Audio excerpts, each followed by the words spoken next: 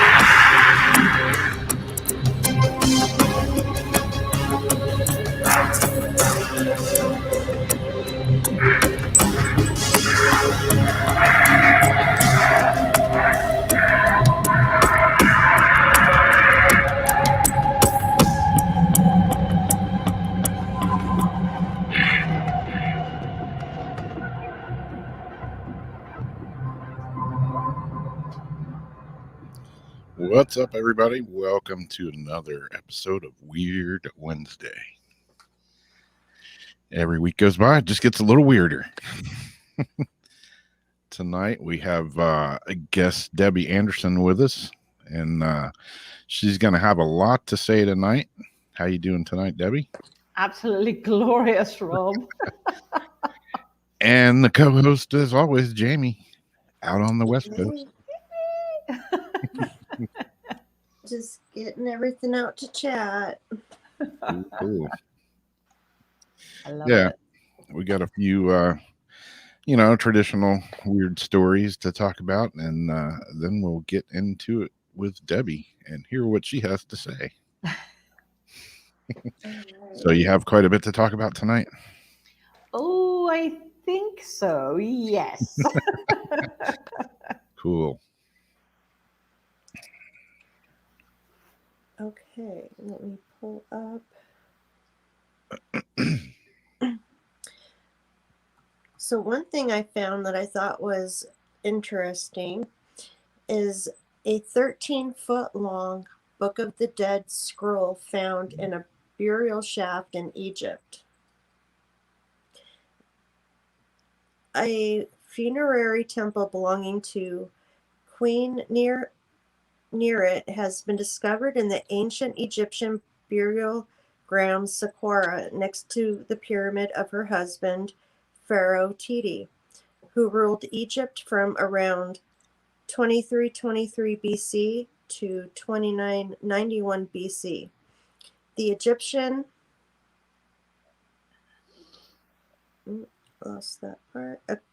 antique ministry said it's made of stone. The temple has 3 mud brick warehouses on its southeastern side that held offerings made to the queen and her husband. Near the pyramid, the team of Egyptian archaeologists also found a series of burial shafts containing the remains of people who lived during the 18th and 19th dynasties of Egypt, which is 1550 BC through 1186 BC. The ministry said in the statement, which was released January 16, these burials were likely part of a Teti worshipping cult that formed after the pharaoh's death. The cult seems to have remained active for more than a millennium, with people wanting to be buried near the pharaoh's pyramid. So far, the team has uncovered more than 50 wooden coffins in these shafts, along with a wide array of objects. One of the most fascinating objects found in the burial shafts is a 13-foot long, 4 meters, Papyrus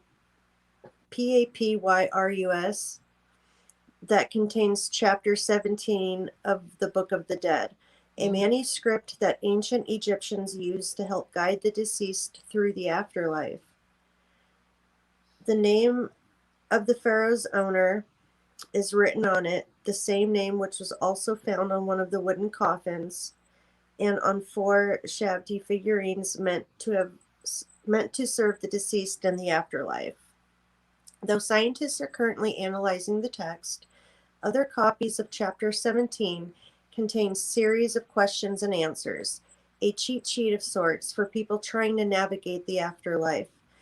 Whether the newly found copy of Chapter 17 has the same question-answer format remains to be seen. Inside the burial shafts, the archaeological team discovered a stela that belonged to a man named Capt, who is identified as the overseer of the pharaoh's military chariot, and his wife. The top part of the stela shows the couple paying homage to Osiris, the Egyptian god of the underworld, while the lower part shows the couple seated on chairs with 6 of their children in front of them. The 3 daughters are shown seated and smelling lotus flowers, while their 3 sons are shown standing. The archaeologists aren't certain which pharaohs they served. It's possible that he served Ramesses II, a pharaoh known for his military campaigns that expanded Egypt's empire as far north as Syria. An inscription on the stela says that 2 of his children are named after family members of Ramesses II. One of his daughters, named Nefertiti, the same name as Ramesses' main wife. And one of his sons is named, I'm not going to try his name, the same name as one of his sons. Other discoveries in the burial shafts near the pyramid included a bronze axe, board games, statues of Osiris, and several mummies, including the mummy of a woman who appears to have suffered from familial Mediterranean fever, a genetic disorder that causes recurring fever and inflammation in the abdomen, joints, and lungs. A shrine dedicated to Anubis, the god of the cemetery, was also found near the burial shafts, as were statues of the god. The Egyptian team that made the discovery includes archaeologists from the Egyptian Antiques Ministry and the Zahi Hawass Center of Egyptology.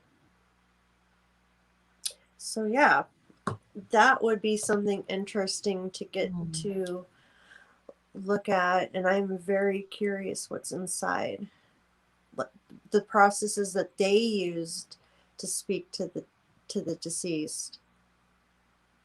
It's amazing that they found this in Egypt, because where's the pyramids? Is it in, oh gosh, I can't remember where it is, where they've started to unearth and dig down and find all these different chambers. So, and that, not in Poland, but not Bulgaria. I'm trying to remember where it was. The new pyramids, as they're calling them. Oh yeah. Bosnia.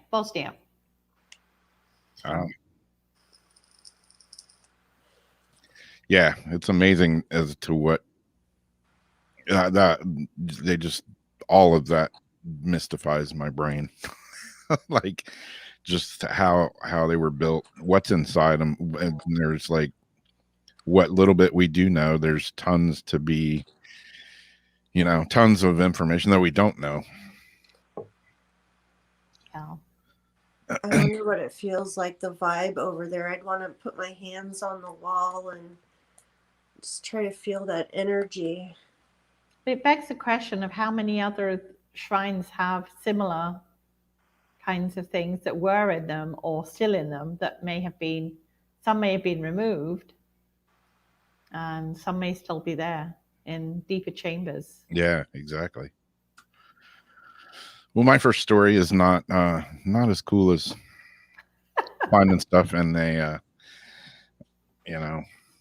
well, I'll just get it to it. Since I've been a surfer and built surfboards my whole life, I thought this article was kind of interesting. Not so much as interesting, but it was really cool footage. And, well, let me share the picture here. It was drone footage. Anybody that has, been to Hawaii or watched videos or movies or whatever, or, if you surf yourself, Hawaii is kind of pretty much the king of waves. And they've had one of the biggest swells that they've had in years and years and years just this past week. And this picture that's up right here is a break in Hawaii that normally, where you see all these people scrambling, everybody seems to be heading out to sea. Well, normally all the boats and the jet skis are guys that are riding them. They're doing tow-in surfing here. And all the jet skis are the skis. You have a driver and a surfer. The driver pulls the surfer into the wave because it's so big, it's hard to paddle into. These waves don't look that big in the picture, but trust me, they're huge. And this is where everybody kind of sits in the lineup. Well, just the other day, they had what's called a sneaker set or a cleanup set, and it broke on the outside reef of this break. And basically everybody that was there, when you're sitting on the water and you look out there and on the horizon and you see these giant dark things coming towards you, you better start paddling or heading towards it or you're going to get cleaned up. That's why they call it a cleanup set. And there's some drone footage of this, and I'll read the article really quickly. Nearly 24 jet skiers caught in a no man's land while photographing or acting solely for teams and big wave surfers. They were sent scrambling to avoid getting pummeled by big waves, with several of them eventually soaring over the big waves.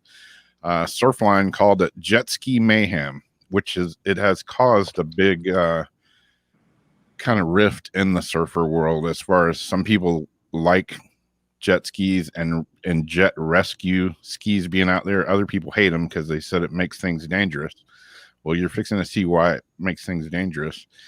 But the incident occurred during the double X surfing session on Oahu's outer reefs, where Hawaii was seeing its biggest swell of the year. The group of jet skiers glided over one wave, only to be confronted with a larger one that was fast approaching. Some turned toward the shore and hauled butt. Most of them opened the throttle and headed into the waves, hoping to clear it before it broke on them. Photographer Ryan Moss was one of the ones that was injured, and another passerby on a black jet ski manned by South Carolina pro Cam Richards. When the craziness unfolded, the whole morning was absolutely beautiful and insane. I'd never seen waves like this on Oahu. This set came in and really caught everybody off guard. I hurried to put my camera away and my dry bag, blah, blah, blah. Well, Ryan Moss was on the back of the jet ski. Cam was driving it, and I'm going to play a quick little video clip here, and you'll see what happened. But Cam was driving, and Ryan ended up with a broken back out in the middle of all this mayhem. And it was pretty harrowing to be in the middle of this situation. I've been in some big waves before myself, but never quite like this.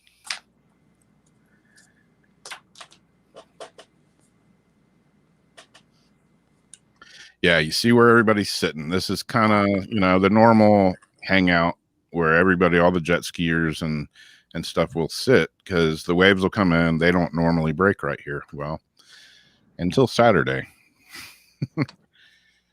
You see everybody kind of looking once they get over this wave, and all of a sudden everybody takes off because it's breaking way far out now.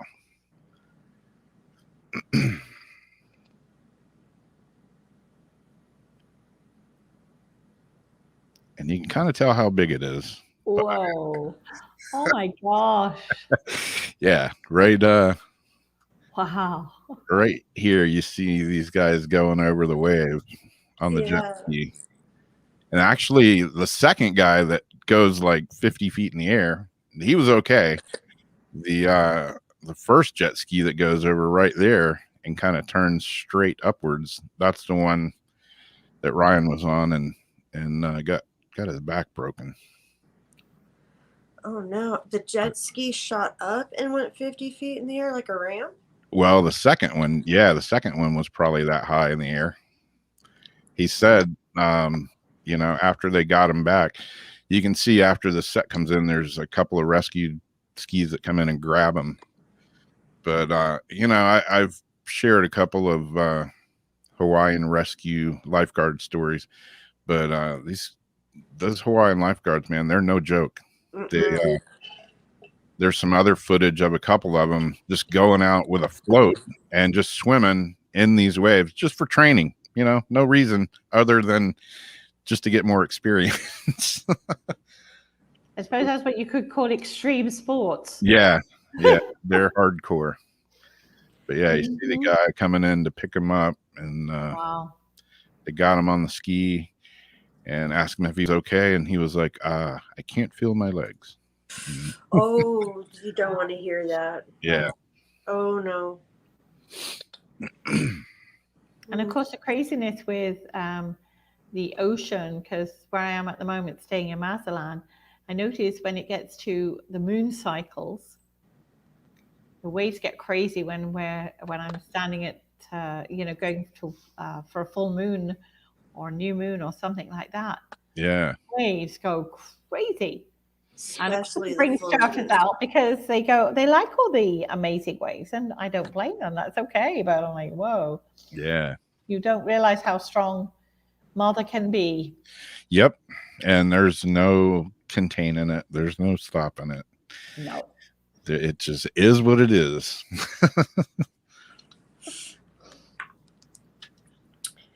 Well, let's see. I've got one here where there was a near collision with a UFO recorded on video by a plane passenger. And we can't show the video because of licensing, but I gave Rob a little screenshot of like the plane grab. A video taken from a plane shows a passenger thinking a UFO may have been zooming past them. It further shows the pilot seems to dodge something in the air. On January 17, Singapore Airlines was going to Zurich Airport in Switzerland. The unnamed passenger decided to record the plane's landing in Zurich. At some point between 7:30 a.m. and 7:50 a.m., they were surprised when they captured what they believe was a near collision with a UFO while preparing the camera. The clip shows lakes and fields of the distant landscape around Zurich before the plane starts to tilt to the right. A tiny white object then suddenly zips past the aircraft just below its flight path. The pilot roared the plane's engines as part of the safety protocol while passengers started to panic. Fortunately, the pilot successfully avoided the UFO and later made a safe landing at the destination. Earlier this month, UFO expert Nick Pope said he believed new revelations that could have global significance would happen soon. He explained how the U.S. government task force had shared some findings with its British counterparts. Pope claims that the Ministry of Defense is investigating UFO sightings despite its official statement that it has no interest in such things. He said that the Senate Intelligence Committee demanded a report on the UFO phenomenon. That's another word I can't say. Phenomena. Phenomenon from the Director of National Intelligence, and the clock is now ticking. He stated that a response is due within 180 days of the COVID-19 relief bill's enactment. Pope explained that this bill contained the Intelligence Authorization Act, where the UFO requirement was articulated. Pope, a former MOD official, believes British officials have already looked at the U.S. research. He said that he's aware that the UAP task force has shared some initial findings with the UK and other allies, but not sure if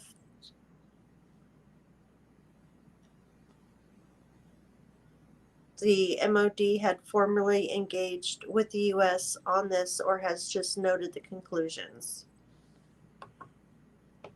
So too bad we can't show the video, but it sounds like they had almost collided with it. And the article is from latestUFOsightings.net. And you can go and check that out. I'm curious, because that couldn't have been another aircraft or anything.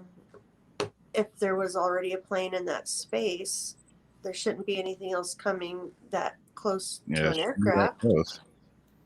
Unless he's a guy with the jetpack. Jetpack guy. I don't think so.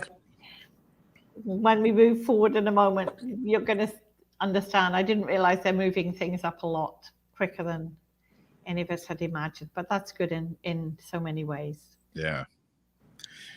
Jamie was reading that, and I was thinking, I bet Debbie has something to say about this.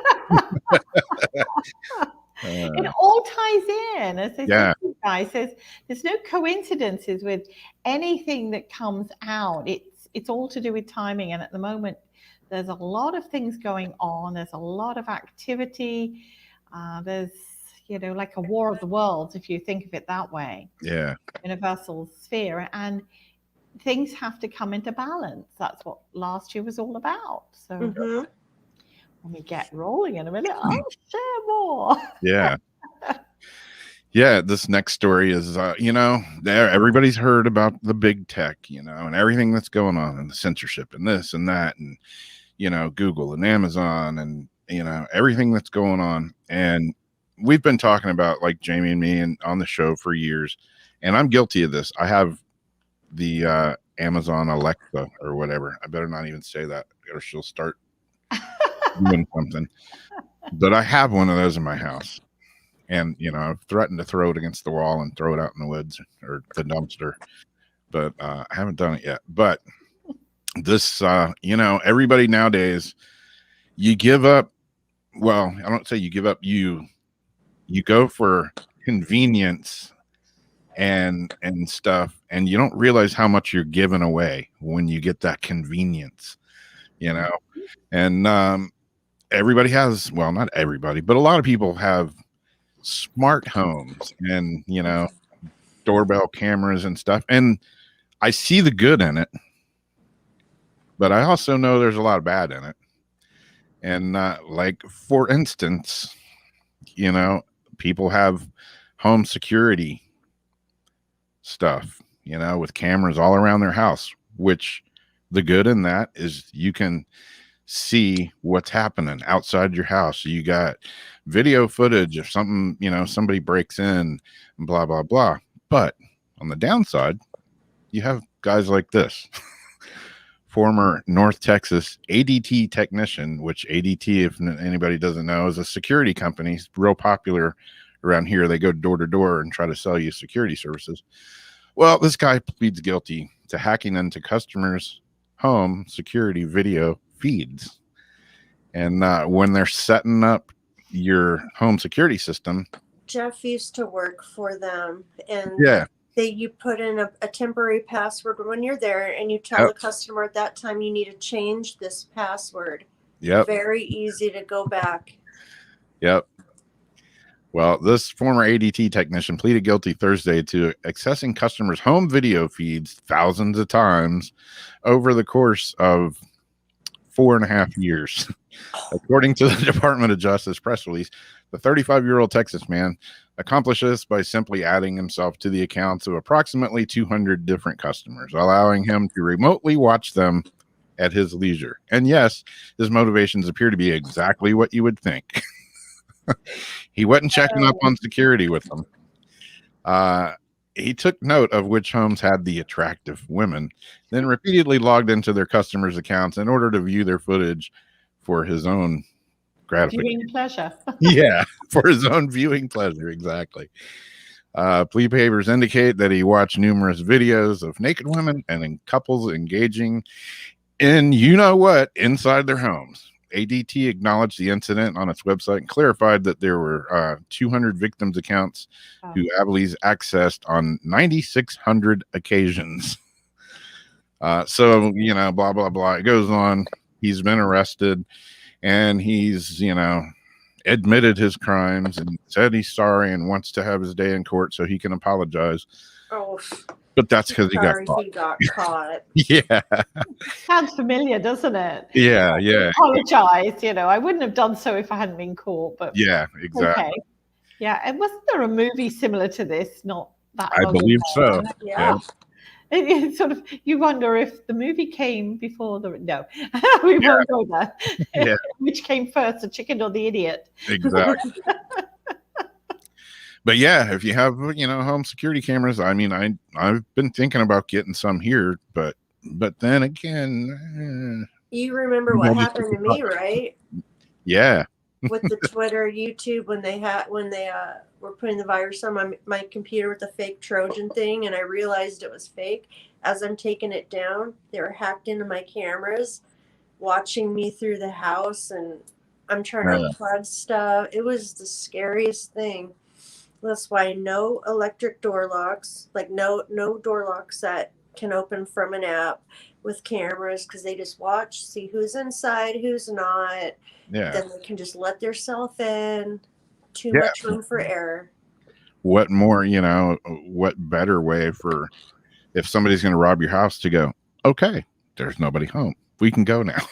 And just click, let themselves in. Yeah. Not so much Big Brother's watching, it's more of the ickies. Yeah. And intention. Yeah. Yeah. And then I think I've got one more.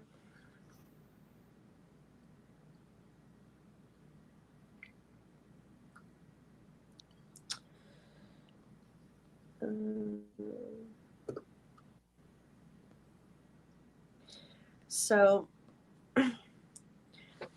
in Bali, tourists are being forced to do push-ups for violating their mask rules. Had to throw one weird one in there. Police in Bali are punishing people who refuse to properly wear face masks in public with push-ups. People caught maskless and unable to pay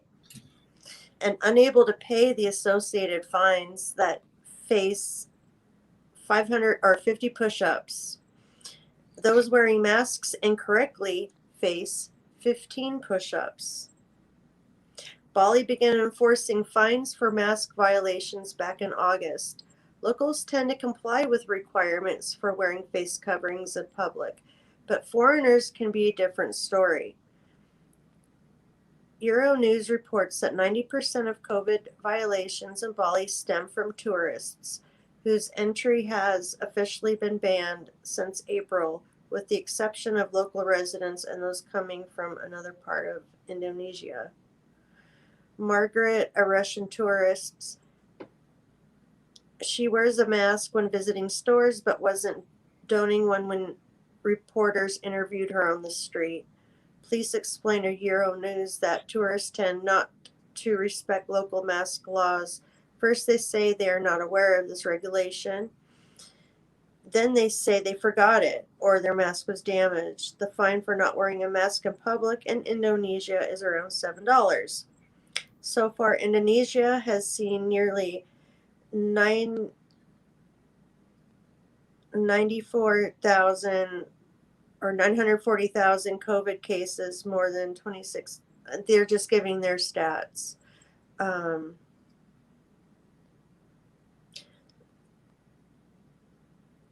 Giving their stats. So yeah, you go to another country, you don't wear your mask, the punishment is push-ups. And if If you don't- anything, at if you least you're don't have going to to get sell. healthy. Yeah, I was gonna say.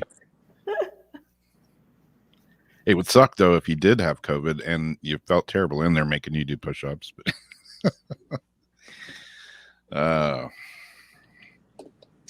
Well, cool. I had one other story, but I lost the picture of it, so it was a quick one. But I'm gonna save it for next week, and we're gonna move on to talking with Debbie Anderson right now.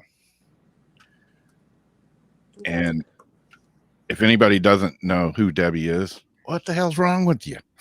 I'm going to read her bio here real quick.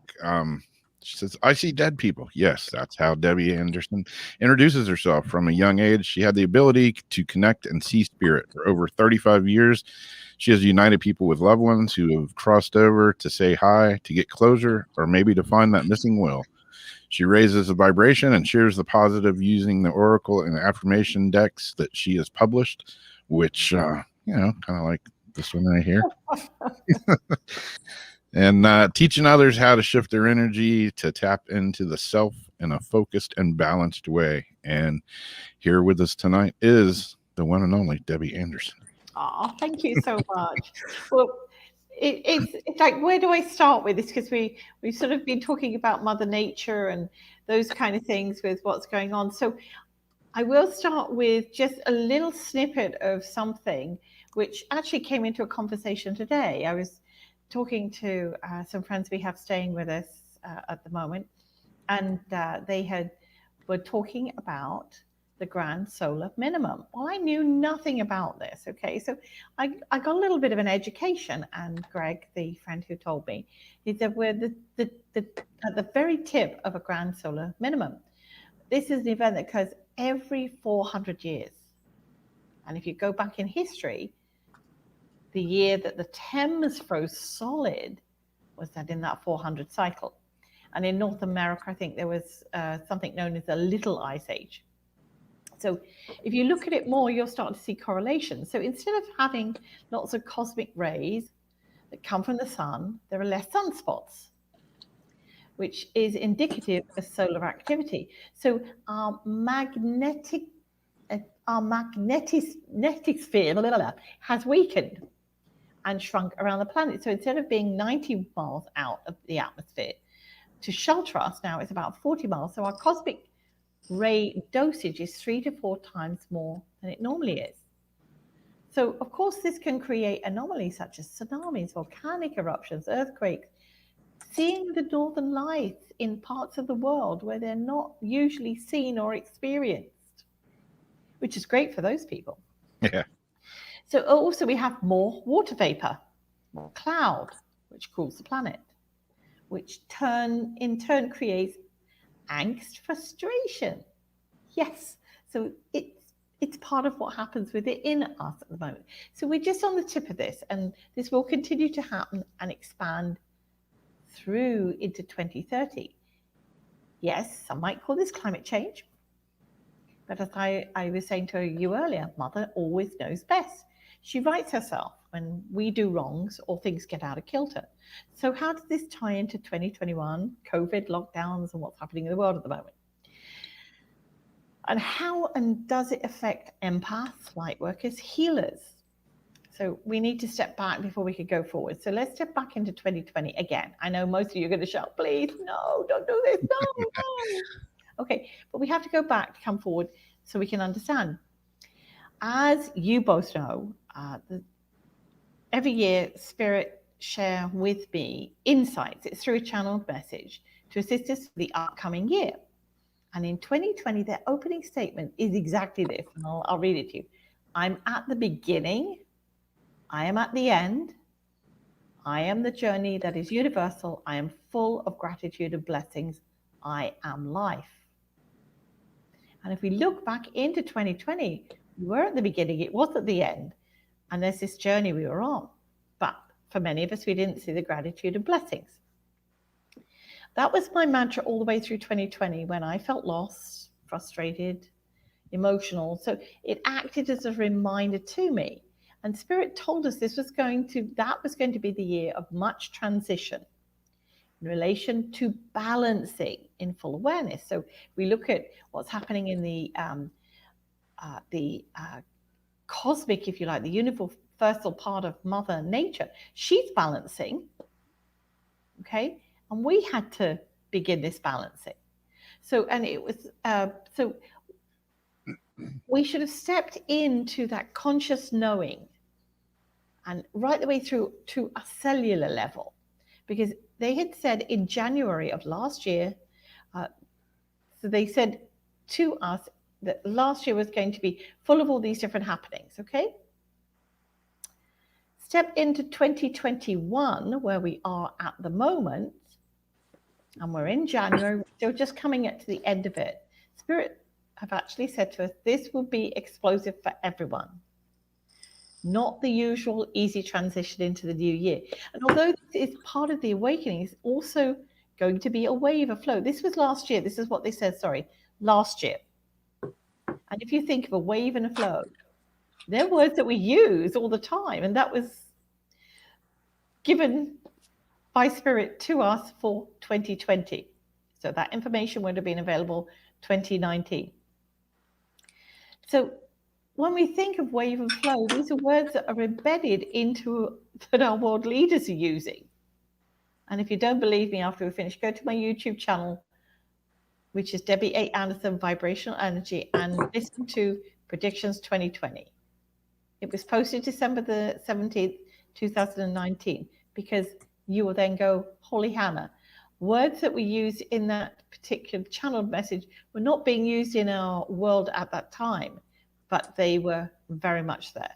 They highlighted 4 months in 2020 that were going to be important for us: January, March, August, and October. And when we go back in those 4 months in particular, they were very integral. So now let's fast forward to my predictions and insights for 2021. Not mine particularly, they came from Spirit. They call this year the year of bringing us into beingness. Okay, so let me stop there. Let's reflect for a moment. Up until more recently, we have been full of doingness. You understand what I'm saying here, yeah? We're doing this, achieving that, but not being. And for anyone that doesn't know what Spirit mean, let's just, explain it a bit further. We get busy with something. It's called life, okay? Stepping into our spiritual beingness is about being awakened, the consciousness, awakening that from within. Spirit, the universal forces, whatever you call it, it's sort of like our superpowers. But until we put that cloak on, again, I use cloaking because, we think of Superman or Superwoman, and without the cloak, they are just an everyday person. As soon as they adorn that cloak, they have these superpowers. And that's exactly what's happening for us too. We have those superpowers, but because we've been busy doing, we've missed what we have to do. So yes, we are spiritual beings. And underneath all that, there's a human flesh and blood. So when we accept that everything of us is a vibration, we're spinning, whirring, moving around as we should. And then all of a sudden we receive a call or a signal that activates us, clicks us. That's when things change. That's when we put on our cape, our superpowers. We begin to tune into the frequency that resonates with us. We're hearing, seeing, opening up a lot more of that kind of stuff. And yes, some of you watching may go, well, it's a bit wooey, but yeah, it is. It's the wooey stuff. So if you think of listening of your frequency and the resonating of like listening to a radio show, like this one, it will attract and resonate with certain people. or certain kinds of people. And then other shows to others, and so on. So it's not that folks are divided at the moment. They're just tuned in to a different frequency. So Spirit told us last year that this year, especially at the beginning of this year, we would need to step into the darker side of ourselves. Yes, the shadow side. And the one we all say we think we've dealt with. You know, I've dealt with it. I've done it. The place where you have buried the body, so to speak. And by bodies, I mean the pains, the hurts, the angers, the darker side that is in all of us universal spirit beings. And if we think we've dealt with it years ago, what stuff I'm going, I know I dealt with this. And then all of a sudden it pings back and hits us. So I have dug up all that anger and dealt with it, moved on, but many of us had, we thought, made that clearing. But this year, if you've been hit with what I term the holy Hannah, where the farkle did that come from, the chances are you didn't dig everything up then. There are still a few bones lying around that need to be gone. So this is when we need to go within, sit in that darkness, the blackness of who you thought you no longer were, and see what spirit are trying to share with you. Okay? When I say see what spirit are trying to share with you, when you're sitting there, whatever pops into your mind, slams you on the head, spam head as I call it, because sometimes it like just powers into your third eye. Exactly. Ask spirit to share. What have you inadvertently forgotten? And when it's shown to you, which it will, if you're open to receive it, don't say, oh, no, that doesn't belong to me. That's not mine. For crying out loud, just take it, understand it, then let it go with love. Because here's the thing, sitting there in a darkened place, and I liken it to how it feels when somebody's suffering from a blinding headache or a migraine. As soon as they, step into the darkness, turn off the lights, and the noise stops around them, it really feels good. Yeah, I think like going back to what you were when you were starting about how mother always takes care of itself. Yeah. That was one of my favorite I hate to say favorite parts of the pandemic, but right at the beginning when everybody was freaking out, everything got shut down. It was amazing how fast you could see Mother Earth taking care of herself. Like out there where Jamie lives, all of a sudden within a week or so, the skies started clearing up. The smog kind of went away. Everything looked greener. So yeah, that's I think the earth can definitely heal itself. It's us that keep poking it that messes it up. I think we assume that when we've dealt with something, we've healed it, it goes away. Yeah. The beginning of this year was really throwing us up into this, oh my gosh, I thought I'd dealt with it. So here's the thing. And when we heal, it can be a really great thing. But we have to let go to heal. We have to rip the Band-Aid off, literally. Because it's not about self-flagellation here. We don't have to beat ourselves up. We don't have to do that. We know better than that. Last year was all about balance, bringing everything into balance. Light, dark, day, night, summer, winter, hate, love. Until we can accept that duality of all these things, we will never, and let me repeat that again, we'll never move forward. Yeah. So now we have that side. Last year, balance, dark, light, covered. So let's tenderly step into 2021. especially as January is coming to a close. Spirit said it would be a time of revelations, things that were hidden to be revealed. And my gosh, do we think that's happening? It's going to continue to happen. And there's going to be many people out there that are going, holy what? But there are still so many struggling. And the reason that's why we've been in a fog, distracted. We're distracted. We've been misled, hook-winked, if you like. Big time. And I'm not talking about the relationship with the current situation. Sorry, I try not to use its name because it gives it power, as I said to you guys before. So one of the things I want to share here is if you are still plugged in, tuned into media, to the TV, as we call it, the telly in England, then switch it off and disengage that umbilical cord, tethering you to something that is not real. It's a perception, an illusion. You know, like we were talking earlier, like the magician, who you watch intently, keeping focus on something which is taking you away from solving how the trick has been created.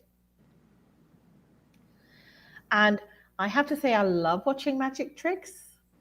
And I was telling you about one earlier that my brother had sent me, and we sat for a little while and we just couldn't figure it out. And then it clicked because we saw through the smoke and mirrors. And this is where we get led on this journey away from how it works. You know, with the TV, especially the news and what it's done for everybody. I haven't had cable or watched TV news since 1997 when I came to Canada. I chose to watch what I wanted. So I would rent DVDs, buy them, whatever, because I didn't care about being filled in with negative happenings that were on the news. So last year when all this was coming down the tubes, I was here in Marseille, enjoying sunshine, friends, writing, so on. And then I started to get messages from people who I knew back in Canada asking me if I'd heard what was going on, which I hadn't, much to their angst and annoyance. And this is the thing I remembered that I shared with them. If something terrible was happening in our world, those plugged in always want to share, don't they? Yeah, exactly. They always want to share, spoil your fun. So I didn't need to waste my energy on intangible negative possibilities. And for those that are glued to the screen, and I knew many people at the very beginning last year when this was happening that they could not step away from the TV in case they missed something. They don't call it programming for nothing. Absolutely. Which is why I'm going to ask all of you that are here for the next 7 days, do not switch it on. And that also means not scrolling down through social media feeds to find out what's happening in the world, because that's cheating. Instead, focus on something you would like to do, whether it's reading a book, watching a movie, playing games, whatever it is. You know what you want, so do it. And there's no cheating. And I'm telling you, after that 7 days, you will feel an immense shift in your energy. And I mean immense. I used to work in corporate world and people would love to share. Did you hear about blah, blah, blah on the news last night? Or, you know, did you see what they've written in today's newspaper? So usually at the onset of that kind of thing, I would hum with my inside voice and move swiftly away, again, because it was about my self-preservation. So do this for yourself, everyone, please, because nobody else can do it for you. And you have to be honest. If you clipped in, chipped in, listened in, and you start your 7 days again, you have to. Yeah. Otherwise, it's not going to clear the programming. And this is where we become responsible for our soul essence. Because we are all very aware, out of something not so great, rises up a beautiful happening, a shift, a miracle. And that's the flip side. It's the balance. That's what spirit keep trying to remind us. It's not that we have to be more one than the other. So I wanted to talk about what a lot of people who are spiritually connected may be dealing with at the moment. I know for me, last week I spoken to Jamie and I said I had a spiritual meltdown, so to speak, okay? And it was quite harsh on my soul because although I put on my gold daily, and for anybody that's watched me before, I talk about putting up your gold, this energy was breaking through the barriers. And at night, when I was doing what I deem as service work for spirit,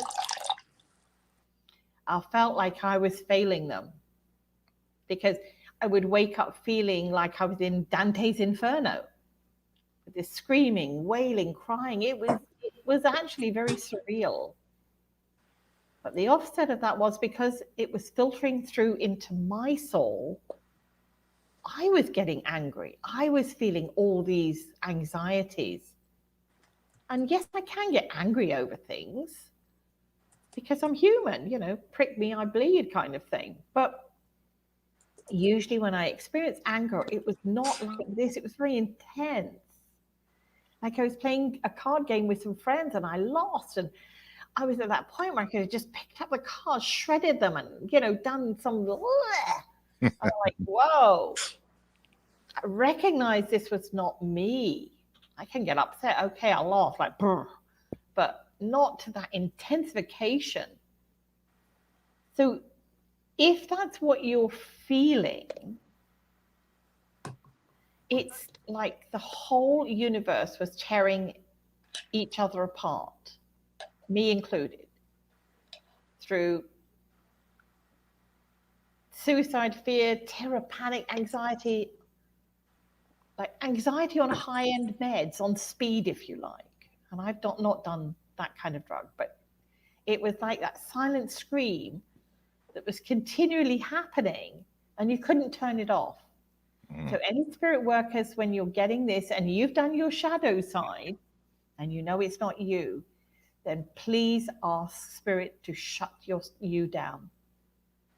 I asked them to shut me down. I apologize to them. Now, this is not them. It's not their fault. It's not my fault.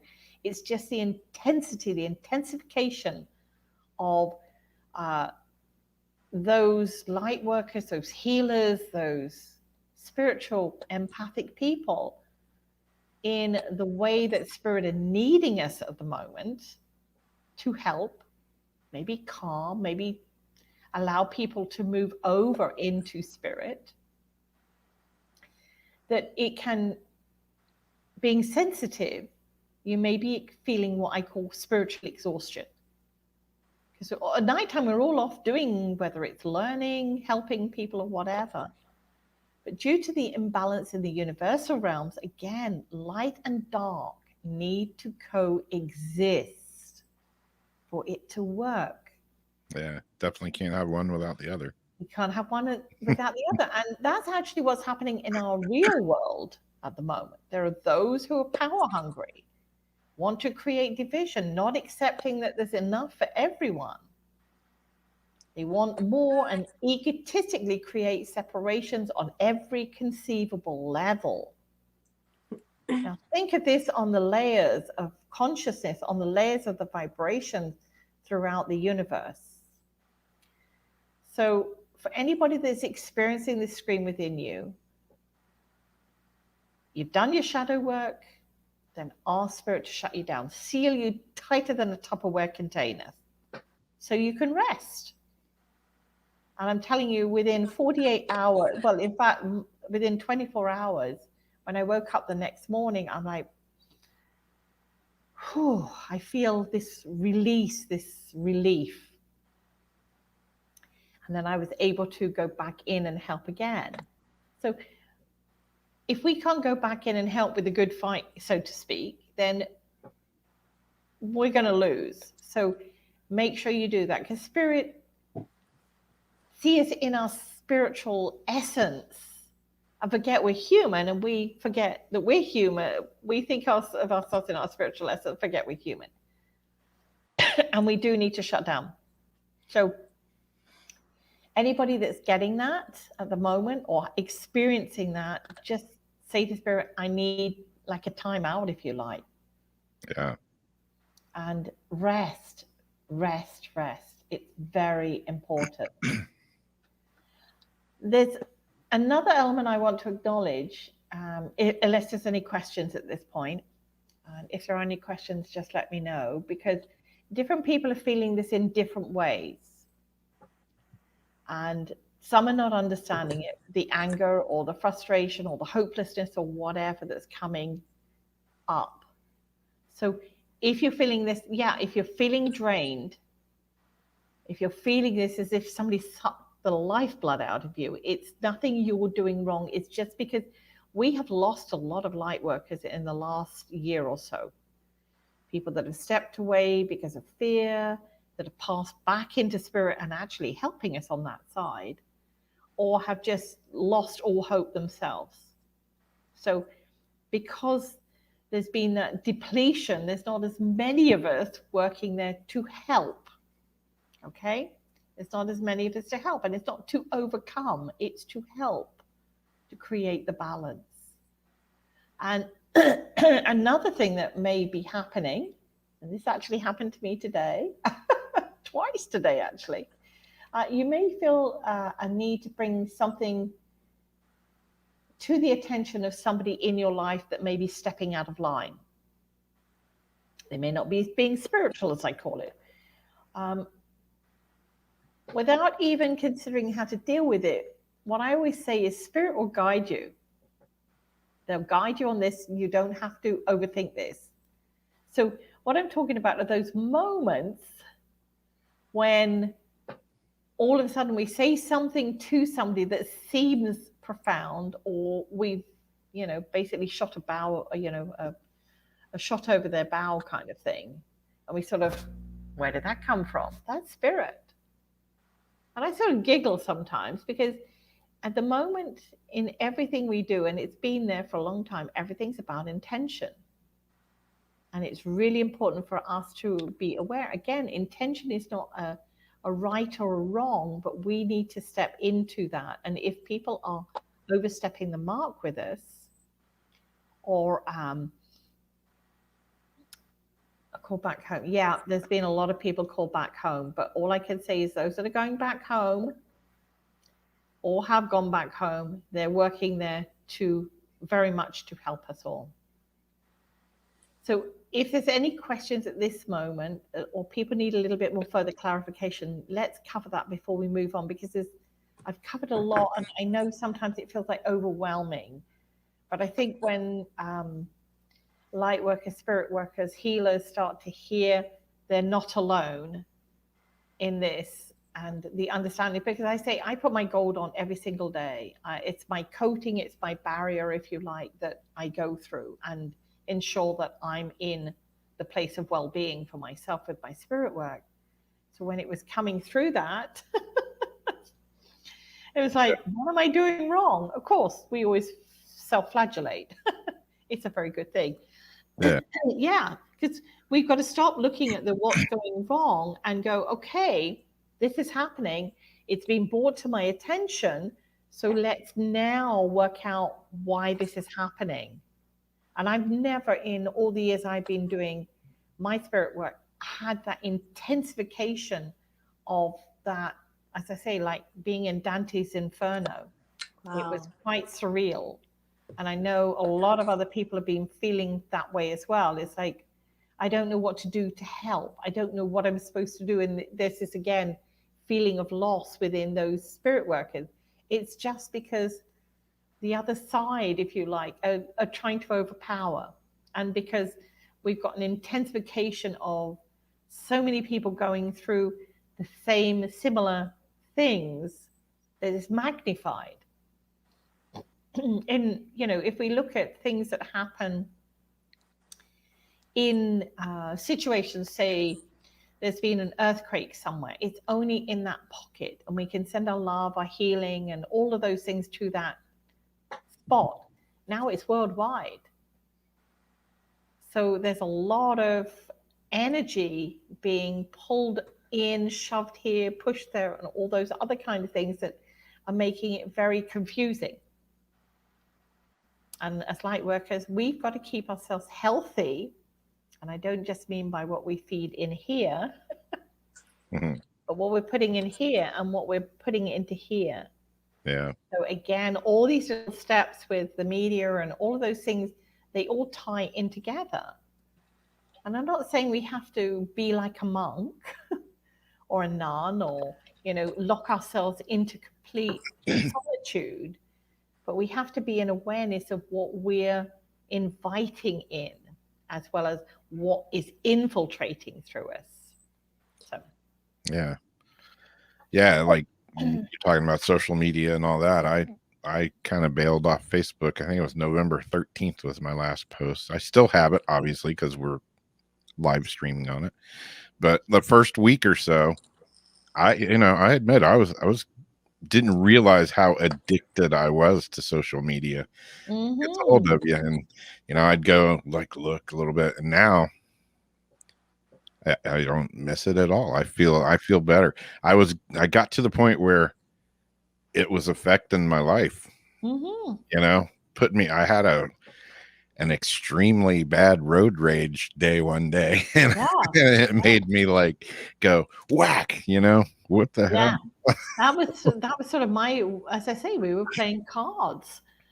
No money was involved. It wasn't a life or death situation, and this complete anger that I felt inside of me, and I'm like, I couldn't understand it for starters. I get angry about something, but to that intensification, and I'm like, I've got to shut everything down here, spirit-wise. I've got to just shut whatever you're wanting me to do or I'm doing at nighttime in sleep state, it's got to stop immediately, because I was not getting a full night's sleep, and that sort of compounds onto it as well.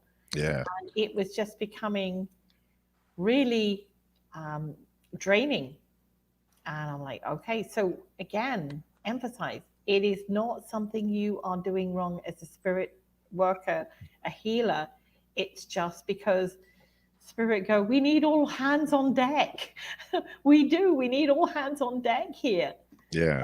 Take over something, but to step in there. And of course, this is another thing you were talking about, social media. I've had friends commenting about friends that have said this or believed in that or whatever. I'm like, scroll on past. Do not comment. Scroll on past. Do not step into that pit of, and sometimes I'll read something. I'm like, you've got to be kidding me. I'm like, keep scrolling, keep scrolling, keep scrolling. Yep.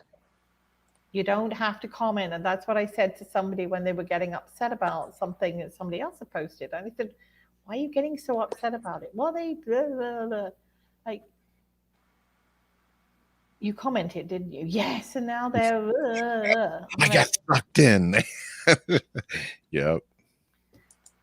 Just keep scrolling. It doesn't matter. It really doesn't. Yeah. Unless somebody said, if somebody doesn't come to my aid, I'm going to put a gun to my head. Yeah. Don't engage. It really is. So stepping now into February, which is next month. I'm not going to share every single month, because you go and watch the video of 2021 Spiritual Insights and Predictions, bringing you into beingness. That's what it's called. And speaking, I mean to interrupt, but speaking of, January, as it's almost over, Jamie and me have been talking the last few days, and like my grandparents and everybody used to tell me, time goes so much faster when you get older. And I used to think they were crazy, but I swear time now is like hauling butt. Yeah, it's really crazy busy. And even though, what is it? The Disney song, busy doing nothing all the whole day through. Yeah. Trying to find lots of things not to do, but that's sort of where we need to be. And, stepping into what we need for ourselves. And I'm talking not in selfishness, but in selflessness of our spiritual journey. So February, what does it remind us of? Valentine's Day. Yeah. But the basis of love is kindness, right? Mm-hmm. And this is where we're this month. What is it? Could releasing someone? Yeah. Get rid of the toxic person. Yep. You have a right, and they have a right to have joy and peace or whatever it is in their life. And if that's not happening, it's manifesting itself at the moment because of the situation. We know that. This is not something we have experienced. Nobody has expected this to continue to the magnitude that it has. And, we're on uncharted territory. Big time. Sure. Yeah. And here's the thing, when we're in uncharted territory, we start to get anxious. I remember being in Singapore many, many years ago, and I caught a bus thinking I knew where it went, and I ended up out towards where the Changi prison is, which is not the tourist area whatsoever. I did not speak the language whatsoever. I hadn't even got a clue of how to say hello and goodbye. I was only there for a couple of days. And I'd gone on the bus and the guy was like forcing me to get off the bus. Well, I'm like, oh, great. So you're making me get off a bus now in the middle of nowhere and I have no idea where I am. Well, what he was trying to say, because he didn't speak my language, I didn't speak his, is get off here, go across the road, get on the bus, go back. In other words, you weren't getting anywhere, keep going this way. And, so I first of all threw my hands up in, oh my God, I can't believe I've just done this. And then I stood, and there's this little girl standing there looking at me. And I'm just going, please, somebody help me. I don't know where I'm supposed to go. Do I get on which bus? Where's it going? And her mother obviously said something to her, and she said, are you lost? And I felt like saying, is it that really obvious? I'm the only white person here, and there's all these locals with their bags of groceries and, washing and stuff like this. And I'm standing there with a, like a backpack on. And I said, yes, I am completely lost. And I'm feeling, I don't know what she said. You need to go to the shop and get change, because I only had large notes. So she helped me, and her mother helped me. And, I thought, oh, so there's those angels that do come into our lives. So I'm going to read this here. Debbie, do you get anxiety going out, just feeling like a lot of going out, even to do food shopping? No, I don't actually, Sam, Staley, because this is when I put my gold up, and I'll share it with everybody. Okay, so this is a process. It will take you 30 days to master this. Oh my gosh, 30 days. Wow. Have I got that much time? Every day you do this. When I get up in the morning, I shower. So whenever you shower in the day, when you're standing in your shower, firstly, take 3 nice cleansing breaths. That one which sometimes starts like, okay? Doesn't matter if you get it out. What you're doing is just clearing the shift out of you. Okay, it can be the SHI. All right, because we do carry it. And then what you're going to do is visualize that water as it's going over you as being golden. And of course, we wash ourselves, we lather our hair and do whatever we do. So sense it covering you. So every part of your body that you touch, that becomes golden. Now, what happens with gold is it reflects, okay? So anything coming towards us cannot penetrate. Okay, it stops it. It's like a shield, like our superpower, if you like.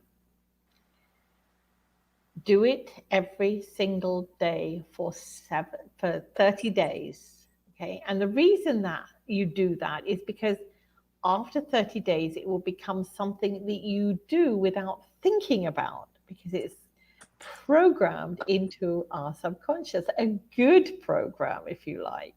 Yeah. All right. And that stops you feeling that anxiety. That stops you feeling that fear.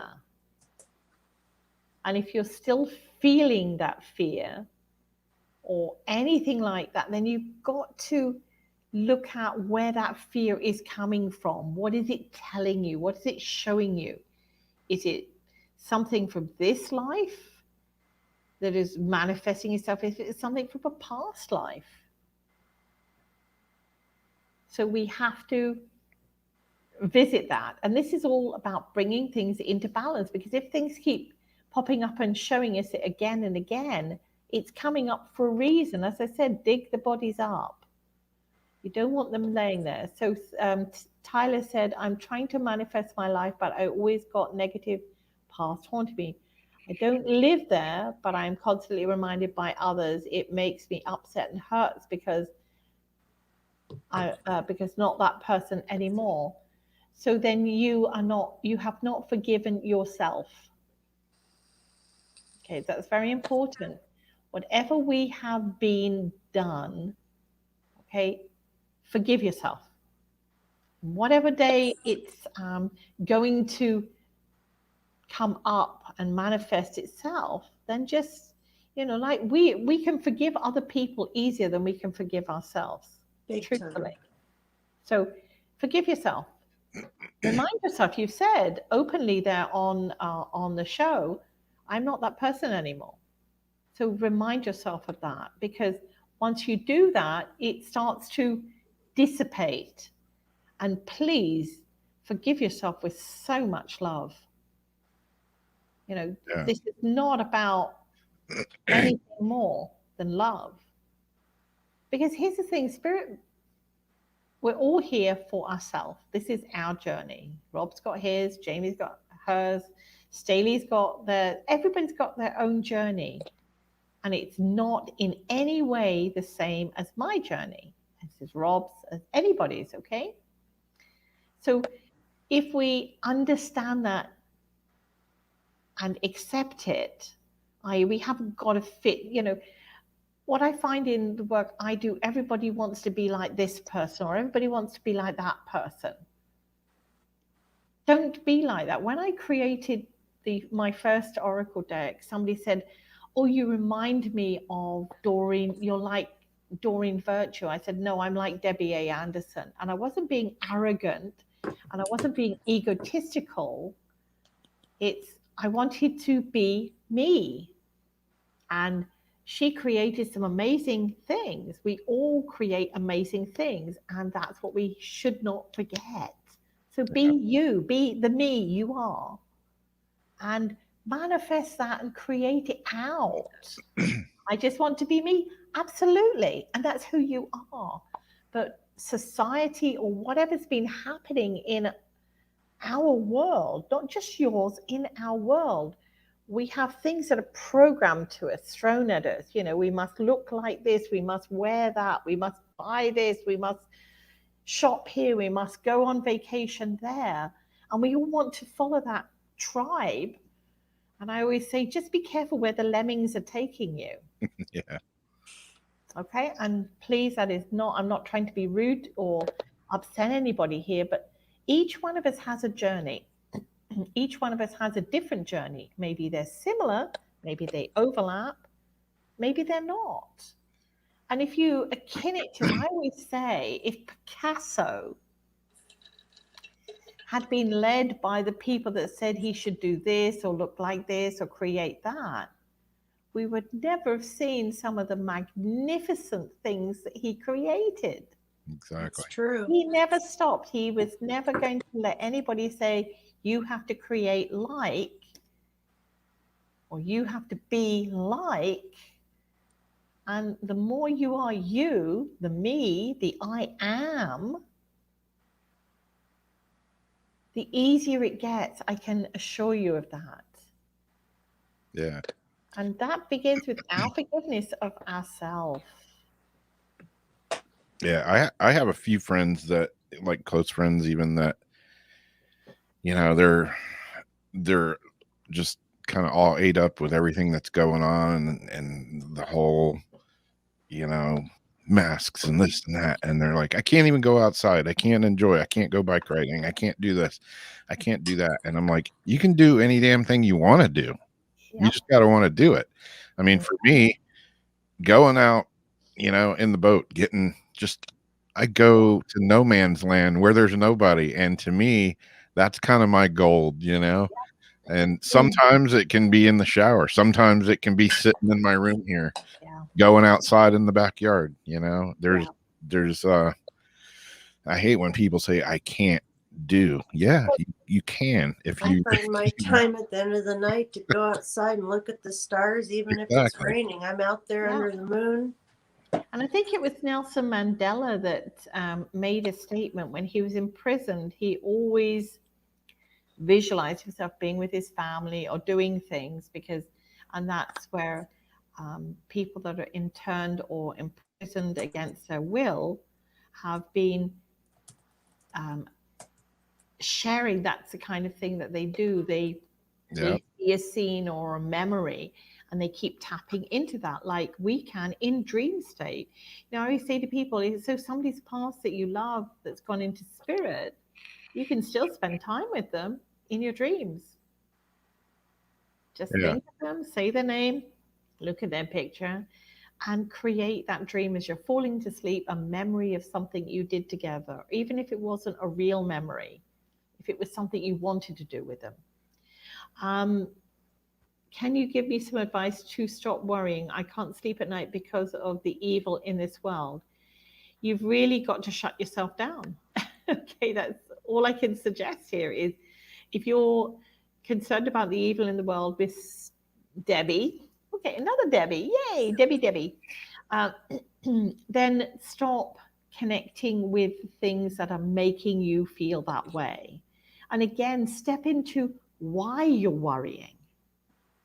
What is the cause of that? I can't say what your worry is not of concern or should be. I'm not going to be dismissive about it, because each of us have our own journey. But you need to step into that. And if it's becoming that concerning, then go and seek some advice, some help from an individual that can maybe counsel you, can help you further. But sometimes, as I said earlier, there can be things from this life that made us, concerned. For instance, I grew up in a very poor family. So that concern about, will there be enough money to put food on the table and things like that can come up. And then I had to visit it once when I was at my darkest point in my life. And I realized that if I was going to be constantly afeared of things that could happen, that I would never move forward with any other possibility. And I know that sounds like huge strides for a lot of people, but hey, I didn't just wake up one day and be this person. I've worked for 35 years to get to this point, and I have to be very honest here. I've not perfected it. I still screw up. I make mistakes. Yeah. On those mistakes, I learn, and it's something I always say to people. It's like my son, when we had an open fire when he was small, and he had this fascination with the fire, and I thought, I'm really concerned here. What if he, we had a guard that went around him, but what if he takes it off? And those fears came up in me as a parent, and I thought, I've got to explain to him what this can mean. And I actually took the fire guard off, and I brought his hand close enough he could really feel the heat, and he pulled away. And I said, it's lovely to watch, but now you know how close you can come before it will harm you. Yeah. And at that point, I actually was able to take the guard off, and he never, he'd go up and watch it, because it's a fascination, the things flickering and popping, and it's mesmerizing. Mesmerizing, but it was that also there's a danger attached to it, just as we teach our children, as we were taught, there's certain things you can do, there's certain things you can't do, and the rest of it, we just find out one way or the other, usually with the scars and scabs. Mm-hmm. Yep. Find out the hard way. Trying it, the hard way. As I always say, I never go with ease and grace, I always go kicking and screaming. So anybody that's got fears, worries, step into that and see what the actual worry is, visit it. What is the worst case scenario that could happen with it? And what's the best case scenario? And again, if you're at that stage where it is becoming a compounded thing, then go and get some advice, please. So, Lara, as an empath, what does it mean when you stand next to someone and don't pick up anything? It feels rather safe to me. Is this a soulmate or twin flame? Well, there are a couple of reasons that you may not pick up anything. Sometimes people are closed, go figure. All right. I have people say, read me, like it's a threat. And then that's when I'll play with them and I say, if I read you, you really wouldn't want to know what I can see. That's really bad. And I know one day it's going to come back and bite me in the bum. But the thing here is when people put it up as a demand or a threat, nothing's going to happen. When you don't pick up something around somebody, maybe you're not supposed to pick something up. Maybe there is nothing to pick up. Okay, sometimes when I'm have a reading or something like that, I'm like, oh my gosh, what if this is not going to happen?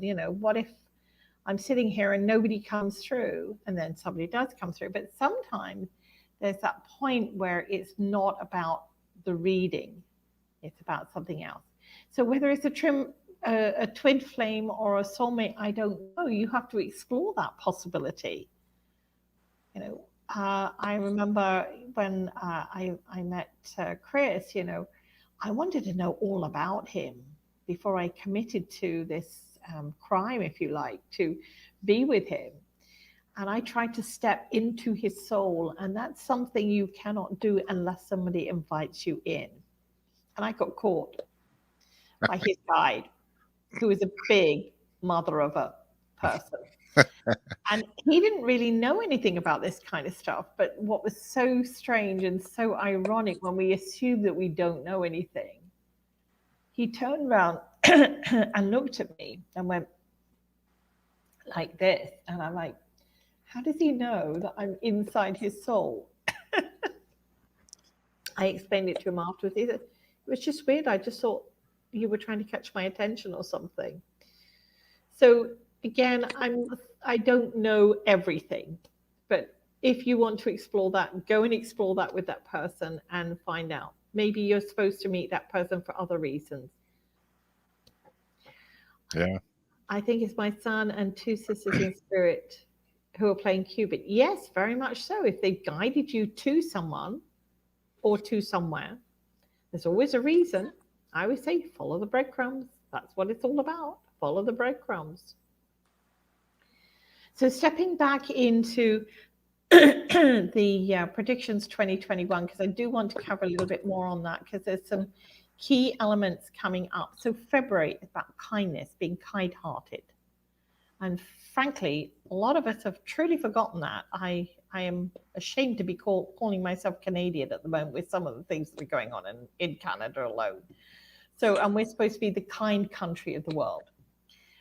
So act and think like a Samaritan. Okay, anybody that's read the Bible or had Bible stories, a good Samaritan. And if you can't do something to help somebody, then don't do something to harm them either. Because then we're responsible for the actions. And I'm talking about things like where throughout certain areas of the world, people are being told to tell on their neighbors. And, I always look at it this way, they're by the grace of God. Because here's the thing, if you go into that void, if you step into that enclave, if you like, next time you need the snow cleared off your yard, or you have problems starting your car, is that the same neighbor that you told upon? So again, being kind There's nothing wrong with it. I remember many, many years ago, we lived somewhere and somebody said, oh, the guy over there sells marijuana before it was legal in Canada. I said, you know what? I met this guy. He's a really nice guy. He's quiet and he's doing nothing to harm anybody. So I don't think it's my responsibility to be involved in his actions.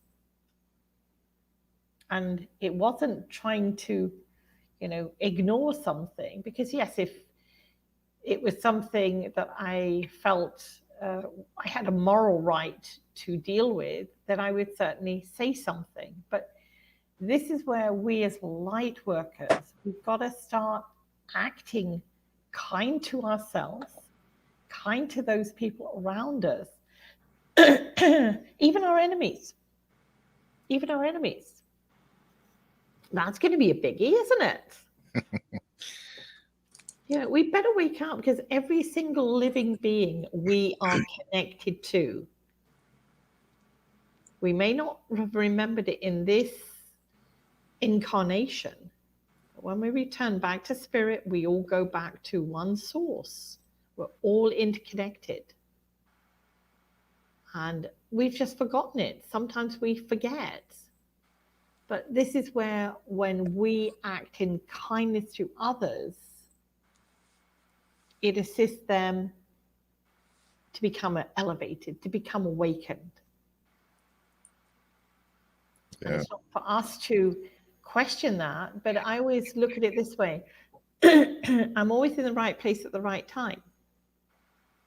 So when I'm in that place at that right time, and I'm given an opportunity, for instance, and this sounds so silly, but it's an act of kindness. And we can all do this, where I'm staying at the moment. There's a gentleman that every day I go out and he's tenderly taking care of the gardens. Now, I know it's probably everybody pitches in and pays him something for doing that. That's his job. But he so looks after these gardens, and it's beautiful. These gardens are beautiful. I've shared pictures on my Facebook page. And today we were coming back, and I bought donuts for ourselves and the friends that are staying with us. But I had an extra one, more than we could eat. So as I'm walking along, I heard Spirit say, "You've got one extra one. What do you need it?" I'm like, "I don't actually." So and there he was, tending the garden. And I pulled out the donut, put it on the thing, and I said, "For you." "For me?" "Yeah." That's what an act of kindness can do. Okay? And it can be opening a door. It can be helping somebody with their groceries. It can be shoveling snow off of somebody's yard. An act of kindness doesn't necessarily need to have a reward. Sometimes just a smile. A smile, yes. Or saying something like, "Wow, you look really great in that color," or whatever it is. And don't be false about it, please, because that's not going to help anybody. Be truthful, be sincere. Honest. Be sincere, exactly. Yeah. Because it's important that as we bring in this balance for us, and we all know, selfishly, I walked away from there and I was walking on cloud 9. He made my day, and it was one donut. Yeah. We don't realize the impact we can have on others with kindness. And we don't know what type of day people have been having when we meet up with them and approach them. Sometimes just that little thing of right now, I notice a lot of people don't make eye contact. Yes. As much as they used to. With the masks, I'm seeing a lot of this. I make a point to still look people in the eyes when I'm talking to them. And when you see somebody look like that, sometimes just a small conversation and that eye contact and a smile, you can see them brighten up. Yeah. And then you see kind of a little spring in their step along the way. And Yeah. you hope that that passes on to the next person and the next person. But I selfishly come out feeling good. Yeah, it does. It lifts and elevates us as well. All about planting seeds of positivity by the act kind. Absolutely real. And that's something this year we need to be planting our seeds of what we want. Okay. And making intentions clear. Making our intentions clear. So if we look at April, I do want to bring a couple more up because April, be prepared, there'll be many that will be returning home to spirit. Okay. This is a time when we will ancestrally clear a lot of pain, letting go of ego, and yes, there will be a time of greater beings than us that will be seen. Sightings, ETs, UFOs, they're already arriving. And they will be seen by few. Those with the pineal glands that are already opening up, that are seeing beyond these, will see them. So be in awareness. And of course, we all do know there are good and bad in every sphere of life. But the ones at the moment that are coming here are trying to stop those that, it's funny, I come to Mazatlan, and some people who are not native to this country of Mexico feel that they know so much more than the people that live here, which is rude and ignorant. And this is where the ETs that are coming are trying to say they cannot interfere. So there's a group, and I can't remember, somebody did tell me the name of this particular race or species that is coming here, and we will see more sightings of them because they don't want equilibrium to be changed. In other words, some beings are coming because they want to change things. They can't do that. This is the planet that we reside on, and basically we can make our own screw ups on our own. Oh, So yeah. be very aware that, you know, we're going to see more sightings, and they're actually starting a lot sooner than April, but April there will be more and more. And this is where also we will start to really be seeing and hearing things, and if it doesn't resonate with us, we're going to be questioning it more. We're not going to be like the bull with the ring in its nose being led round aimlessly, because that's not who we are. June is a very integral month. It's about the control of money globally. It will flip, flop all over the place. If something goes up, it'll come down and rise back up again. And this is the time to be cautious. And as my grandmother would say, if something is too good to be true, guess what? It It is. is too good to be true. And the bonus or the plus of that particular time in June is that anyone in the world that is trying to tip the balance of world money to control and manipulate others will crash and burn on so many levels. Oh. Yep, they've got our backs on it. And the other thing is, when I was talking about planting seeds, August, if you're planting your seeds now for what you want with intention and you're stepping into that, by August, you will start reaping the rewards, i.e. what you've sown, you will reap. So start planting now and take some time to do so. Like, if you don't know what you want as your ultimate outcome, then take some time to meditate. Sit and convene with your spirit guides and helpers. They're there. They want to assist us. And if you're not talking to them by now, slap, get into the program and do so. And people say, well, I don't know how to speak to my spirit guides and helpers. Do it through sleep state. Do it through meditation. Ask a question. I need help with this. Is this the right direction I should go? What do I need to do? We know the questions that we want to ask, but don't bombard them as if you're a 4-year-old asking a zillion questions in one sentence. You know, a child, what is it? What? And in the end, the parent is like, oh my gosh, will this child ever shut up? You know, we beg for them to speak, and then they speak, and it's like, shut up already. Okay, so be consciously aware of that when you're asking a question. Keep the thought process in the same direction. Don't go zigzag all over the place, because spirit won't know what the heck you want help with. And eventually they'll just stop and say, well, when you decide, let us know, then we can step in and we can help you. But we can do it through prayer, we can do it through meditation, we can do it through sleep state. There are so many ways that we can do it. Writing, journaling, you know, whatever reaches your pinnacle, then do it. I notice a lot comes into my meditation. I let them know that I'm ready to receive any messages that they have for me. I open myself up, and when I do my meditation, I don't try to force my brain in one spot. I just let my mind go and do its thing. I let spirit work with it. And when I leave the session, I usually have the answer to my own question or what I was looking for. The clarity just comes to me like that. What I find is the more we work on this, and I always say it's like stretching a muscle that we've not used in years or centuries or lifetime.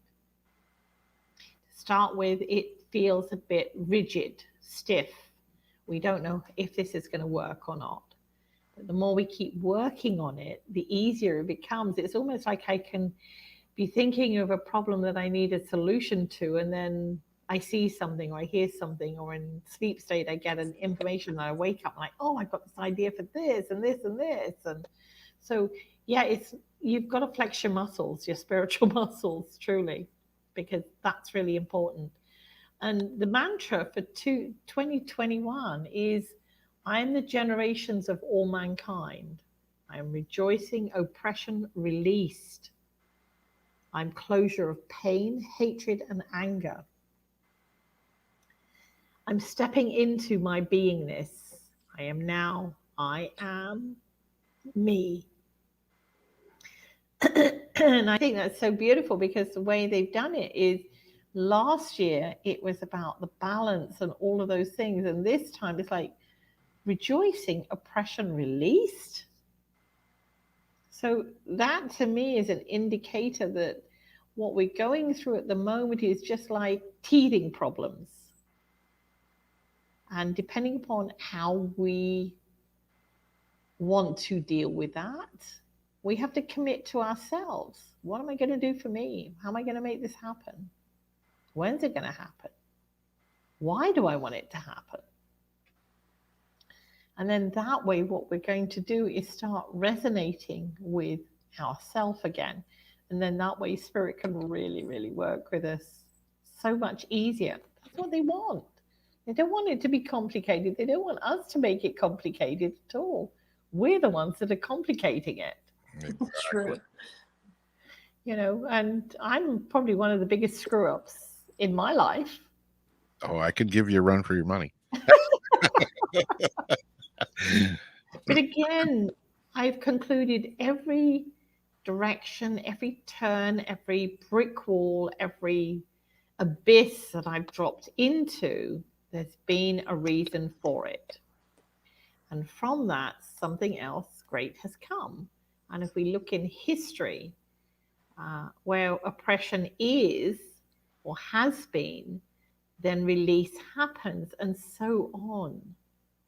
And of course, we're not going to be able to change the world overnight, because we can't even change ourselves overnight. So the more we work on ourselves in whatever way it is, but switch off the media, put up your gold, create and step into what seeds you want to plant, what you want for you, and then work on it. You can't, we live in a world where up until last year we hit the button, the easy button, and it happened. We didn't have to do the work. We didn't expect to do the work. And now we're being given that opportunity. And, I say we're like little babies.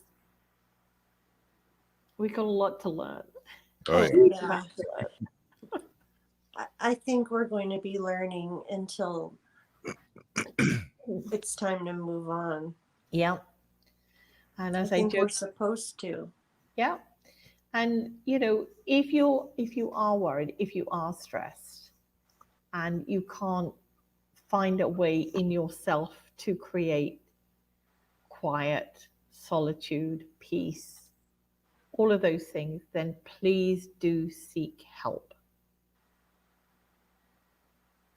Because, as they say with the ETs, you're not alone. And I'm not trying to belittle that, but we're not alone. yeah. Yeah, I mean, all of us at some point have had those days or weeks or maybe a month where it's like, this is the worst thing that could ever happen in anyone's life. And you're like just rock bottom. Yeah. And then, if you work on it a little down the road, you're looking back at that time and going, that sucked. But I learned this about myself, Or like if A, B, C, and D didn't work out the way it did, I wouldn't be here right now. Yeah. Yeah. And here's the thing. Some time ago, many years ago, I was going through a really traumatic period in my life. And I couldn't see the wood for the trees. I truly couldn't. And I just threw my hands up in anger to spirit of like, I did everything that I thought I should do. And, and we do this. Why did this happen? And all the rest of it. And I don't see a way out of here. And then you get to a point where eventually you stop speaking and you go into silence. Yeah. And then you sit there in the dark. And then spirit come and talk to you because they're like, you've got it all out now. Now you got it all out, the anger, the frustration, the angst, and all those things that are going on. Now we can come to you, because if we came to you before that, you would be, wah! And at that point, Spirit said to me, if we could switch on the lights around you to see what is there and how much you're loved, you wouldn't even be questioning what's going on now. Yeah. And I carry that with me every day in my heart, because on those times when I feel like the poop has hit the fan in my life or in other people's lives or the world or whatever's happening, I go, if I could switch on the light and see through this darkness, I would be in so much joy. Sometimes we're just so focused on that one little pinpoint and we miss everything. Yeah. And that's something we don't want to miss. I think there was a movie called Click or something where the person kept on fast forwarding through the bits that they felt were boring or, didn't want to do. And then they got to a point in their life where they realized they'd missed out so much. They didn't know what was good and what wasn't good anymore. Yeah. And sometimes we have to go, yes, okay, it's poopy at the moment for some people. And for other people, it isn't poopy. But we can raise each other up. We can keep ourselves in check, as I always say. Sometimes I feel like, oh my God. And control what we can control. Do the things that we can do. Yes. Because the rest of it really doesn't matter anyway. And take every 24 hours in the morning, or if you're a night worker at night when you wake up, as being a clean slate. Yeah. Blank piece of paper, that opportunity to write your own story. I use sunrise for that. Mm-hmm. And if at the end of that day it didn't quite turn out the way you wanted, take the piece of paper, burn it, throw it away or whatever. And the next day, take the new piece of paper and keep doing it until you start to create your own blueprint. Because this is what it's all about. You've just forgotten. Yeah. You know, we've expected the world to tell us what we need to do, what we need to read, what we need to eat, what we need to buy, and all the rest of it. And now we need to step back into where spirit saying, you know what, this is about the calm, the balance, the reset, if you like. Yes, there is a reset. It's on us. Yeah. I said I get a lot of message from spirit after a period of grief. Yes, and bereavement, not intentionally, but they still show their support and love. Of course they do. When we go into that silence, into that calm, or as I call it, to the point where you've sobbed yourself, your heart out, and there is nothing more to give, and we're at that point where we're sort of when we sobbed ourselves out, then spirit will step in. Yeah. And thank you. I like that. Steve, it's just maybe the help we needed was to watch this particular show. Thank you. I hope so. Yeah. Sometimes you just get to the point where, you know, you just don't have any more. And well, there's the bottom of the barrel. So there's nowhere to go but up from exactly. there. Yeah. What does it be like the phoenix rise out of the ashes? Yeah.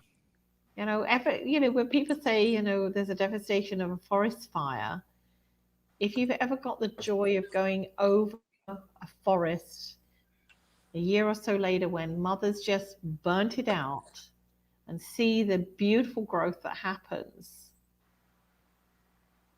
she's giving us a metaphor. Yeah. Big time. Yeah, but we sometimes don't see it. Big time. So, and everything has to end to begin. Yeah. Yeah. That's something I always connect better when my vibrations are high. Yes, Debbie. Oh, hi, Debbie. During grief, I felt really unconnected a lot of the time, but still notice the signs and messages. Yes. When we keep our heart open, the messages and the signs will be given to us. And I always say spirit usually send them to us at least 3 times to make sure that we see them. So if you miss it the first time, you'll get 2 other chances, as I always say. But then I get to the point, okay, I've seen it now. What else are you going to send me?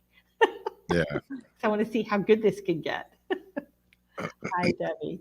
I know Debbie, she lives close to me, or near me. Wonderful soul. Yeah. You know, I sometimes hear people, you know, talk about when they're bummed out or, you know, bad things are happening or whatever. And a lot of people just try to ignore it.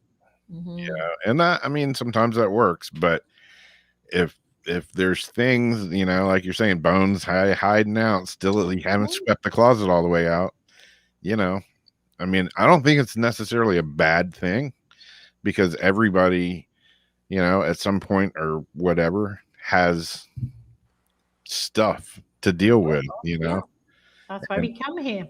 Yeah.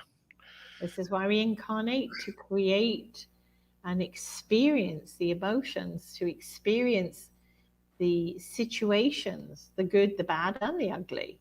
Yeah. That's part of how we can understand when we go back to spirit. Oh God, this is what you go through when you're going through menopause. Oh God, this is what you do, you know, if somebody dies or something like that, because in spirit, in energy form. That's why sometimes when people say, well, you know, it seems they seem to not understand what we're trying to say, because they don't have the emotion attached to it. Yeah. You know, they say, well, what do you want? And they're like, well, that's not what I need. Come on. Like, so tell me what you need. It's a bit like Mr. Spock in Star Trek. You know, he didn't get upset. He didn't understand it because that wasn't an emotion. Yeah. You know, he would, you know, be able to compute with. Yeah. So sending love and healing to anyone else. Yeah. The parent pause, I like that. Laura, I love it. So anybody got any questions they want to throw up, or Yeah, we've got about 10 minutes left. If anybody has any questions for Debbie.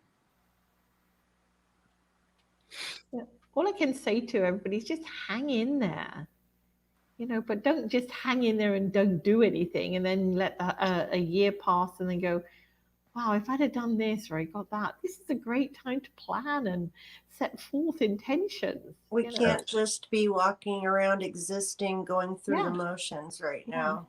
Yeah.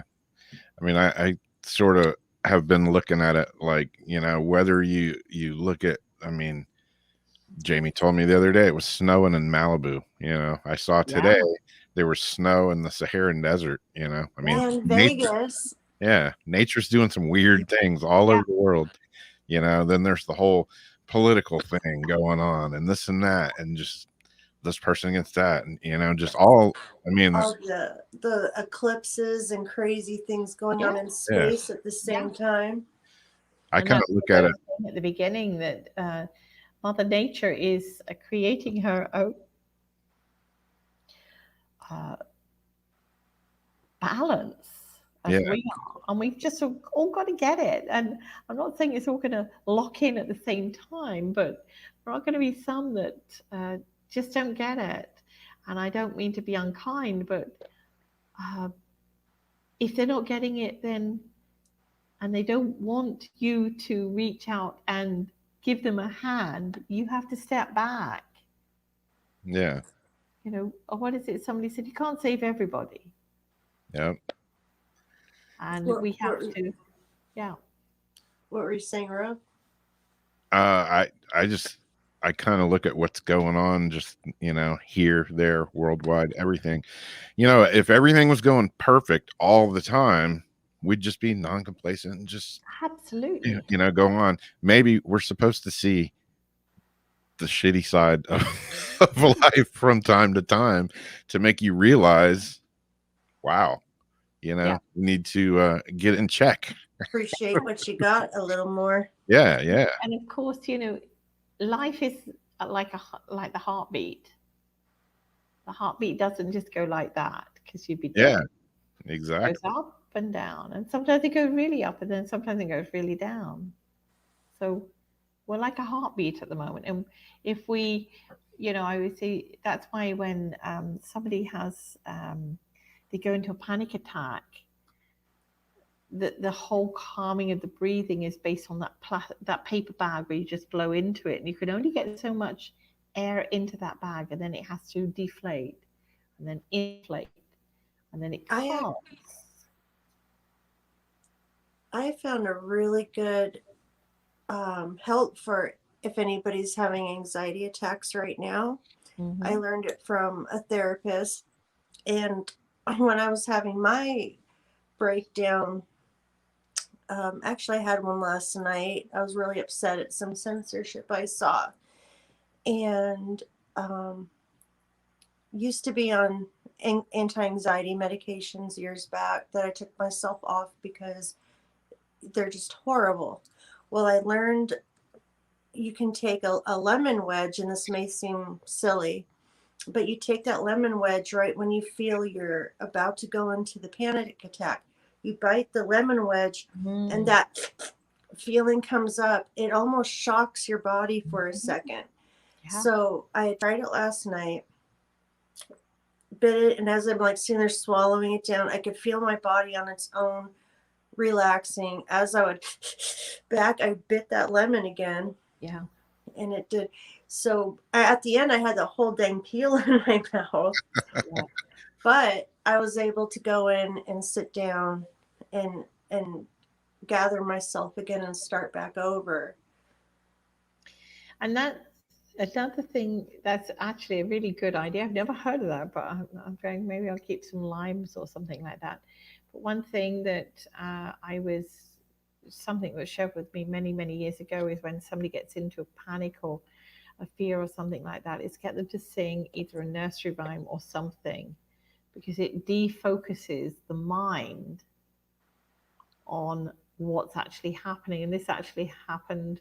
We were on the beach, and a young boy had jumped off the back of his father's boat and landed very wrongly and broken his foot, leg, or whatever, his Ooh. foot. So of course he was in pain, and we were trying to. So I was trying to get him to sing a song, and of course I don't know any Spanish songs, so so my English version of the song. So I said, well, maybe he's got a band or something he likes to listen to, because he was moving into the pain rather than stepping into his own energy. And somebody was trying to do a friend was doing some Reiki on him at the same time. But yeah, it's like that's The humming. same concept of moving your mind somewhere else. Yes, yeah. And it's easy to get somebody to sing a nursery rhyme or a popular song or something like that, and you'll see that their breathing actually starts to go down. Oh, thank you. So yeah, it is. We are in changing times, but we've always been in changing times. Every single day, everything changes and shifts and moves and vibration.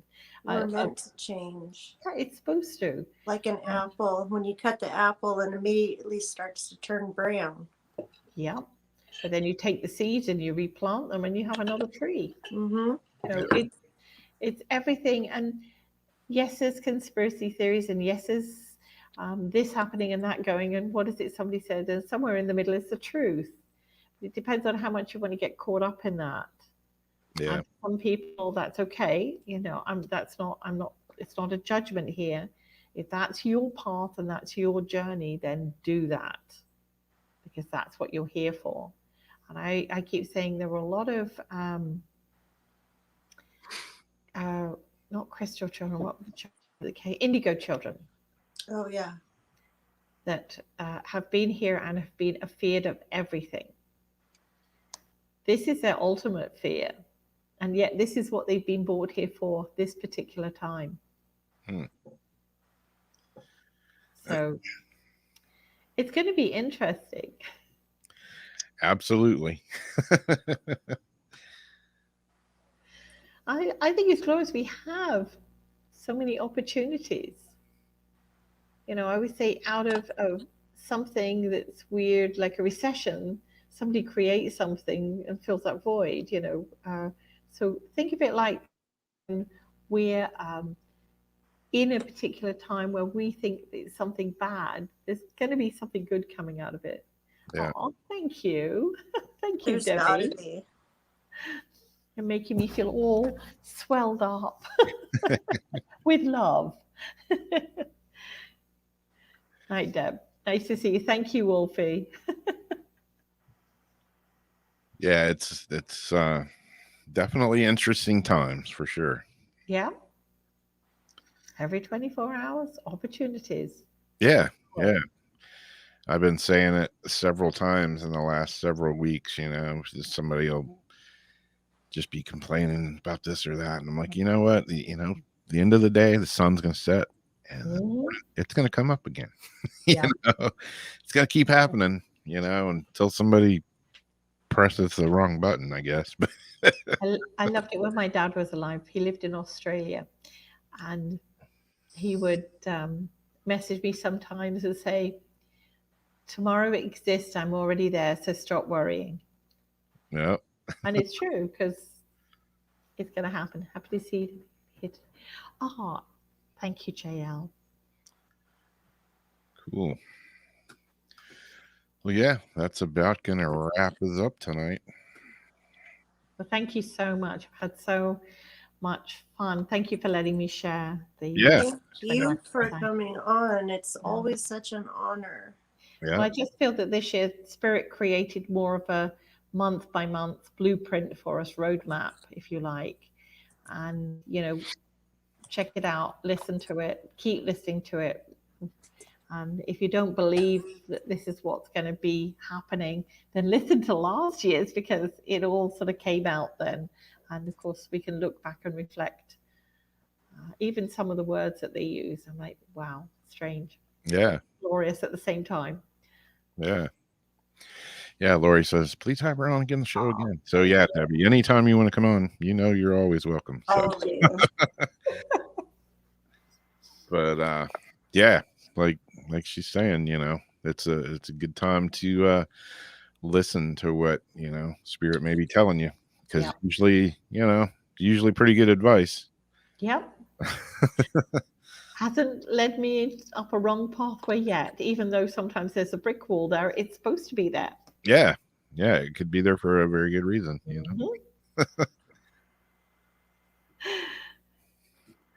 Well, cool. Thanks everybody for hanging out with us tonight again, and we'll be back next Wednesday, and we're gonna have Joyce Isaacson on next week because she got canceled off of Jason's show because of technical difficulties. Jason was having his own little meltdown last week at the last minute, but I think he's got everything worked out, so he'll be back on Sunday for Paranormal Soup. We'll see you there. And again, thank you, Debbie. Thank you so much, Robin. Thank you, Jamie. It's been a joy being here. Thank you. Thank you. And everybody else in the chat room, as always, thanks for being here. We love you all. And we always have a great chat room, great group of people. So we'll see you next time. Thanks. Blessings, everyone. Good night.